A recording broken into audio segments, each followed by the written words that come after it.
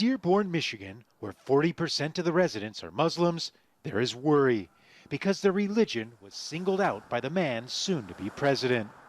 A total and complete shutdown of Muslims entering the United States. A day after Donald Trump won the election, we sat down with 3 Muslim American community leaders in one of the most Arab American cities in the U.S. Total shock, still processing it, kind of numb. He can do so much damage within the next 4 years, way beyond what anybody could imagine. We have 4 years to sit down and really educate our community in terms of the political process, mobilize and engage the community. But mostly these 2 women tried to figure out how to explain a Trump presidency to those too young to understand.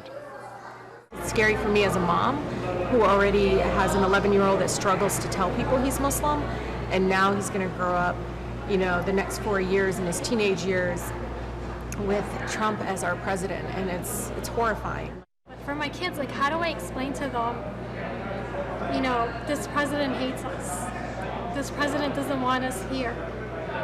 How do you explain that to a little kid? There's real worry here in Dearborn that a President Trump will now be able to enact the anti-Muslim policies that might have helped get him to the White House, but that have already left lasting damage to the community here.